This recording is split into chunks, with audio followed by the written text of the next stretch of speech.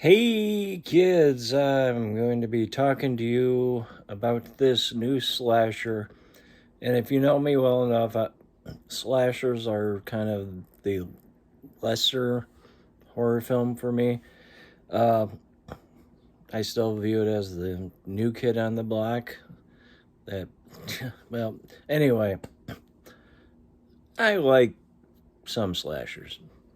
And so, Inside is an excellent slasher from Paris, well, France. Uh, it does deviate from a nice abstraction of a lot of the tropes in slashers. This one in a violent nature, unrated movie. I went to a movie theater to see it.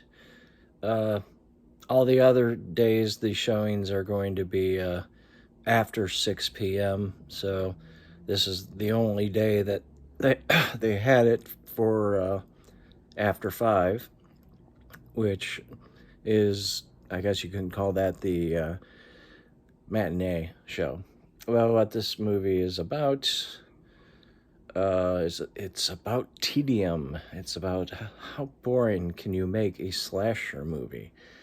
Oh God! What happens? Well, first of all, this is IFC, which shocks me because I think of IFC. Even if I don't like a movie, there's a there's a good quality to the filmmaking. This movie's experimental, but there's not much to it. For one thing, I don't know. It pretty much sticks to a lot of the tropes of a slasher, and this one's kind of it. They ignore it, but for the most part. But this is a kind of a supernatural slasher. Um, but they have a shot.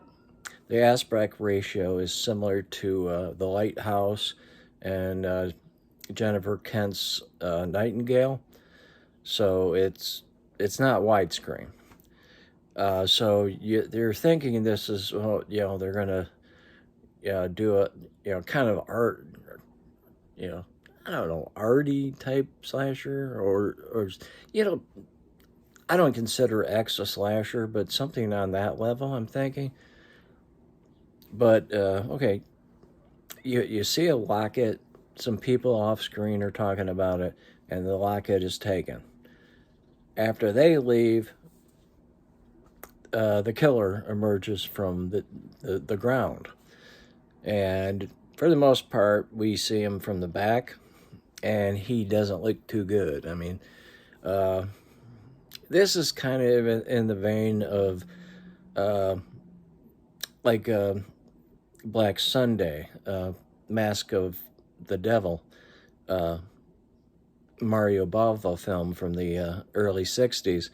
Uh, Barbara Steele is has this mask pounded on her face, and you take the mask off, she's resurrected. So the locket is keeping this uh,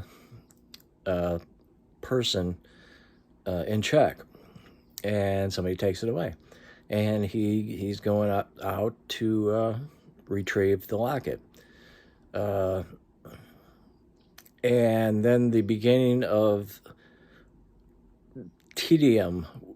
At first, I thought it was kind of bold to do it, but they just repeat the same fucking thing.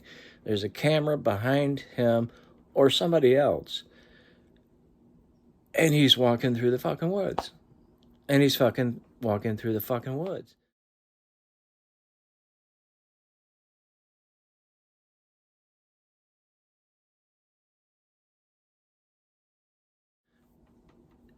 Okay, let's get to a point. Get to the fucking point.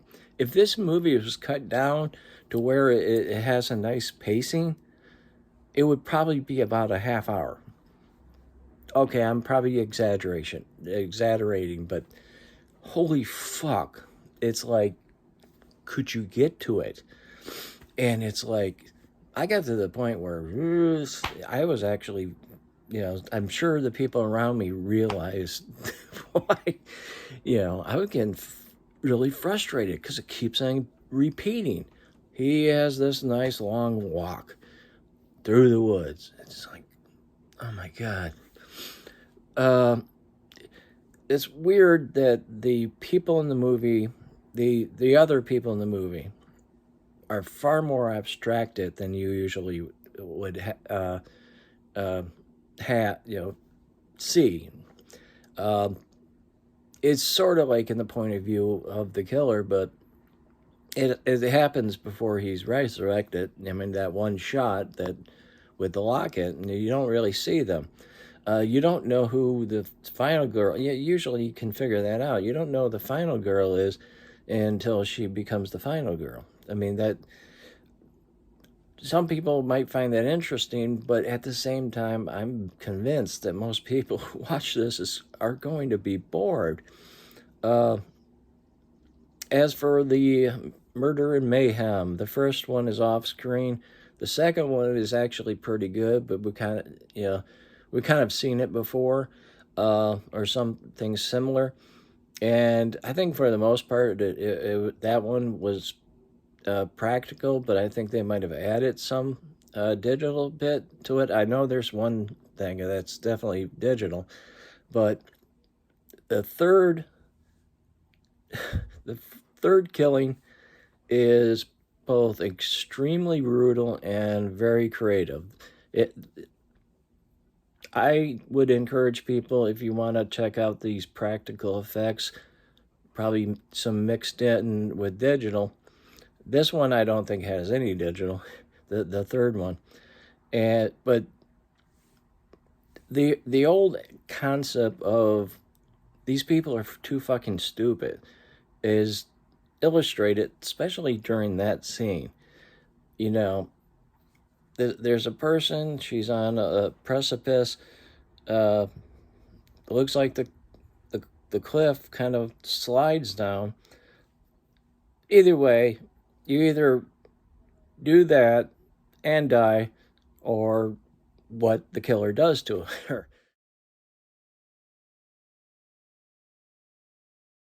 Uh, the second one kind of hints at a little bit of humor. I thought it was amazing. Um, Basically, he kills this guy and he drags him. He's just dragging him through the woods. Of course, for far too long, as usual.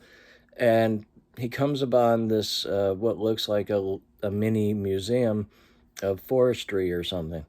This is actually the second time uh, something very convenient for a killer pops up, which was also kind of funny. There was a rundown shack with a bunch of possible implements on it, so I thought that was convenient.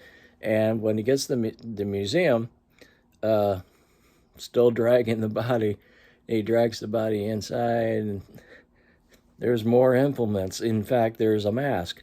So instead of all the time, but a lot of the time, you're not seeing the back of the head.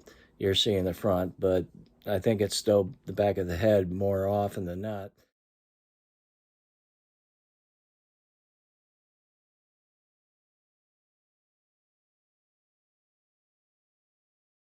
Uh, and well, he uses the body as a tool, and I broke off laughing. I just that was it. That was hilarious. But for the most part, this movie just it wants to be tedious. It, I'm convinced of that. Uh, Usually think you're going to, you know, maybe a challenging thing. IFC might, have something that is more in this line, but the challenge is not to be fucking bored during most of this movie, and even well, you end up they have the tropes, the kids, or not really. Well, to me, they're kids, but the young people are both annoying but they're also the most annoying people, boring people, annoying and boring at the same time. You can't be annoyed by them because they're so boring. Yeah, I don't have information on me. This thing is charging, but I needed to talk about this. It was so disappointing. It really was. I was hoping, I saw AFC and I thought, AFC usually means quality. But this movie sucks so bad.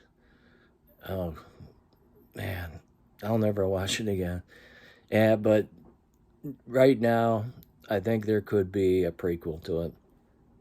I mean, there's some backstory that sounded like I, I'm, I'm not gonna go see it or watch it. If I saw this on streaming, I wouldn't have been able to do a review because I wouldn't have been able to finish it. Yeah. Well, until next time, stay safe and always have a good time. Bye now.